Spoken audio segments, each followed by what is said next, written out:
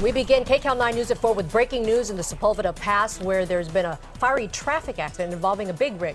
Emergency crews are working on 3 victims injured in this crash, including one who was pinned beneath the truck but was pulled to safety by a bystander. Stu Mundell and Sky9 are live over the scene with the very latest for us. Stu, what a mess. What a mess, Juan. And Juan, Lena, let's talk about those injuries right off the bat. We understand that there's 2 in critical condition. One of them, when we first arrived here on scene, we saw had bad burns across its body. LA City Fire paramedics, some of the best out there, giving that person care and rushing them off to a hospital. We know also one person in fair condition. Underneath all this big rig right there, if you can make it out, there's actually a small vehicle. As we understand it, a bystander was here earlier on when this thing was on fire, trying to pull one of those people out from underneath that wreckage. Now, that person was probably the one we saw being treated by LA City Fire and taken off to the hospital. Where is this? How is this going to affect everybody else? Let's take a look at some of that. Now, this is going to be on the 405 freeway right about Skirball. It is in the northbound lanes, but it spilled its load into the southbound lanes. Right now, northbound lanes, you have about 3 lanes open. Southbound lanes, you only have 1 lane open. But that's not going to change for any kind of time, because they're saying indefinite amount of time before they can get some people out here to clean out the debris that spilled onto the road. A lot of big concrete out there as well. The backup right now for the southbound lanes, well, we can tell you that it is pretty much stopped from the 101 freeway as you make your way up to this accident site. The northbound lanes, you're pretty much stopped all the way from Sunset. There's a little bit of an opening right there for the northbound lanes, but it gets slow again for something totally unrelated by the 101 freeway. Take a look at that. My advice is, if you've got a plan, if you're planning on using the 405 anytime soon, meaning probably till about 8 o'clock this evening, do something else. Sepulveda Pass, that's filling up as well. Live in Sky9 over the Sepulveda Pass, I'm Stu Mundell. Back to you 2 in the studio. All right, Stu, thank you very much for that. It was wrong to take my daughter. She was innocent. Don't feel like talking. A mother's heartbreak after someone shot her teenage daughter while they waited outside a hamburger stand. The search intensifies for a cold-blooded killer who walked up to a 15-year-old girl and shot her in front of her mother. Yeah, the community is outraged and detectives are in need of leads. KCAL9's Dave Lopez has reaction from the family and how investigators hope to track down the killer. Dave? One right behind me, right at that counter where that woman is standing, you see her back. That is where that young girl was standing with her mother, just waiting for a hamburger on a Friday night when she was gunned down. No one else was shot. There were no words spoken. Today, we were hoping that the LAPD would be able to release some type of video, but no such luck. The video they say that they have is completely useless. It doesn't show the man's face. And so now they're turning to 2 things, a $50,000 reward and to the public. Someone is going to have to come forward. This is our damn community. She was our baby, 15 years old. This is her mama. To stop letting these punks, because that's what they are punks, run around and just be killers and killing our kids with no recourse. It's an angry community, a frustrated community, demanding to know, how could a 15-year-old girl, Hannah Bell, be gunned down right next to her mother while the 2 of them were waiting in line at this hamburger stand at 78th and Western, 7 o'clock, Friday night. And the man who did it is still on the loose. Enough is enough. Enough is enough. It'll be easier on you if you just give in and take your punishment like you deserve. I just don't feel like talking. The mother of Hannah Bell, speaking directly to the unknown killer. Be a hero. Turn them in, because this is not prison. This is not about snitching. This is about keeping your kids safe. A man wearing a hoodie. That's the only description. The only leads. Even though there are working security cameras all around this hamburger stand, there wasn't one camera that picked up an angle of his face. Detectives tell me that the suspect either knew where the cameras were located or he was extremely lucky, because they say I'm standing exactly where he was, right by this post and right behind this pillar. Right here, he pulls out his gun and he shoots the 15-year-old. His face obscured because he's behind that pillar. And now the question, will the $50,000 reward make someone talk? And we're expecting your butt to be arrested. I'm expecting this community. I'm giving you 1 week to let LAPD know who in the hell did it. No question, a very angry, outraged community. They say we have had enough of this, but the truth be told, the only way this case is going to be solved, according to some detectives that I talked to, someone who knows something is going to have the guts to come forward. Back to you in the studio. Well, let's hope that happens, Dave. Thank you. The brother of the man behind the San Bernardino massacre successfully fought to keep his bond intact. Syed Raheel Farouk faced a judge this afternoon in Riverside. Agents from U.S. pretrial services wanted his bond revoked because he attempted suicide recently, which led to him being hospitalized.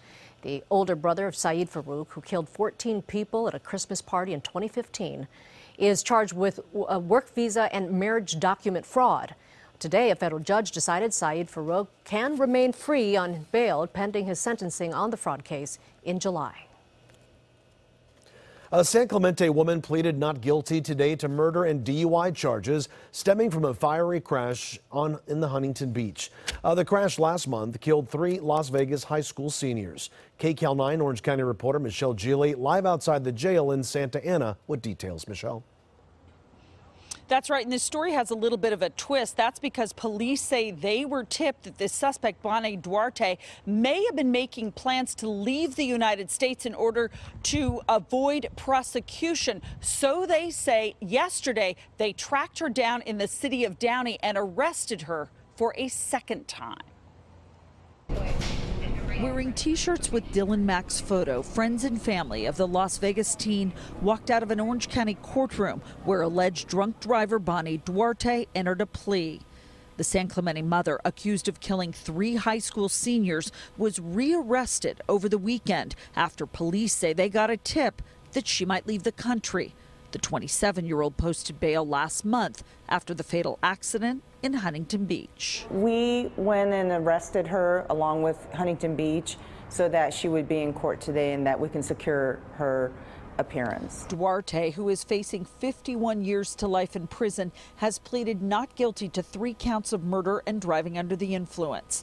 A.J. Rossi, his best friend Dylan Mack, and Brooke Hawley, all from Centennial High in Las Vegas, were on a spring break vacation when they were killed. Officers say Bonnie Duarte slammed into the back of their car, which was stopped at a red light on Pacific Coast Highway. It burst into flames. A 4th friend was burned, but managed to survive. What this case is about is we have 4 young teens who were out here from Las Vegas. I'm sure they're very excited for their spring break. And now we have 3 young teens who are dead and 4th whose life has changed forever. And we've got 4 extremely sad families, and it's really every parent's nightmare. 3 white crosses with the names of Brooke, Dylan, and AJ are a sobering reminder of the loss. For a month now, they've been planted at a memorial on PCH. Relatives back in town today made the painful trek again to the scene. And Bonnie Duarte will be back in court this coming Thursday to see if a judge will lower her bail. When she was arrested the first time, bail was set at $100,000. And of course, she posted the bond and was freed. Now that she's been arrested this second time, her bail has been raised to $4 million. Live in Santa Ana, I'm Michelle Gili. Back to you. All right, Michelle, thanks. The adult film actress who claims she had an affair with President Trump is now suing the president. Stormy Daniels, whose real name is Stephanie Clifford, is accusing the president of defamation. The complaint was filed in New York federal court today. At issue is a tweet that Mr. Trump made in which he dismissed a composite sketch that Daniels says depicts a man who she claims threatened her in 2011 to stay quiet about her alleged sexual encounter with the president. And this is the tweet in question. Earlier this month, the president wrote, "A sketch years later about a non-existent man, a total con job playing the fake news media for fools, but they know it." Daniels is seeking a jury trial in unspecified damages. Vice President Pence is in town to raise some money for the Republican Party. So expect some traffic problems in places like Beverly Hills in the heat of rush hour today. He landed at Burbank Airport a few hours ago after leaving El Centro. The Vice President was whisked away to NASA's Jet Propulsion Lab in Pasadena for a private tour. The agency is preparing another mission to Mars set to launch next week. Earlier, Mr. Pence was at the border where agents gave him an update on the president's border wall. He also congratulated them on their handling of the dozens of Central American migrants trying to cross into the U.S. We've been watching with great interest the advance of the so-called caravan and are grateful for the efforts, particularly over this weekend, that our Border Patrol has been making. in ensuring that those some 150 individuals who are still a part of the caravan are dealt with in a manner consistent with the law. Pence also thanked he and the president are committed to immigration reform and building the border wall. And back to our breaking news now in the Sepulveda Pass, where a fiery accident took place less than an hour ago. We are now joined on the phone by Amy Bastman from the LA Fire Department. And Amy, this is going to be quite a mess to clean up, isn't it? It's going to take some time, that's for sure. Can you tell us what the fire department knows about what happened here? Yeah, absolutely. This is obviously an ongoing investigation, which CHP is on scene. So more details will come about. But what we know now is that, as the footage you're looking at, you have that large dump truck full of concrete involved in what seems to be a two-car traffic collision in which the other car is somewhat placed underneath it against that center divider. Now, obviously, there's some dramatic footage of bystanders that have stopped and helped people that were involved in this incident, thankfully. And it was reported that one person was pulled from that wreckage kind of underneath that semi area, in which there's some video of that. And so there are a few injuries, I should say. There are 3 people injured from this accident this time. And then can you tell us, we know that the victims have been removed from the scene and it looks like a mess, but what specifically does the fire department have to do right now? Well, at this time, we're creating a safe area for people to come on scene and clean this up. Obviously, that truck is going to have to be removed, and how they're going to do that, they're figuring that out on scene right now. We're trying to get traffic open. As you can see, there's some northbound lanes that are opening up, which is good, but all of that debris has to be removed. You have to think about not just vehicles, but motorcyclists and other people along the driving on that freeway need to make sure that it's safe. So all that debris is going to have to be moved. That dump truck will have to be removed.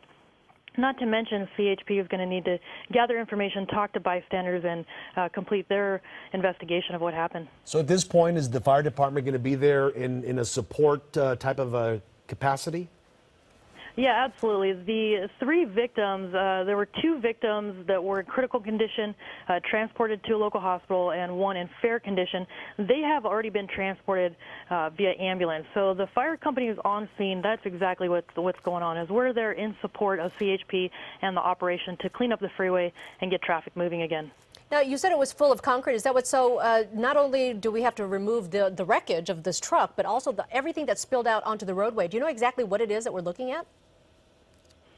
Yeah, other than concrete, I don't have any, further information. Obviously, it's a large mess, and so it's going to take some time to get that cleaned up. Like I just talked about, making sure that it's safe for not only motorists, and with four wheels on their vehicles, but also motorcyclists and going through that area. So it's going to take some time to get this cleaned up. It sure is. And we're going to keep the people updated on this story. All right, Amy Bastman from the LA Fire Department, thanks so much for joining us today. Thank you. Is it anti-Huckabee Sanders? Like, what's Uncle Tom but for white women who disappoint other white women? Oh, I know, Aunt Coulter. Next here at 4, the fallout from Saturday night's White House Correspondents' Dance Dinner continues as supporters and detractors are still weighing in. Some pompon pelicans, birds steal the spotlight at one SoCal graduation. Oh boy, that looks scary. All right, we do have cloudy skies out there. We are tracking rain on the way, even a chance for thunderstorms. And I also have temperatures in the 90s. That's all coming up in your forecast.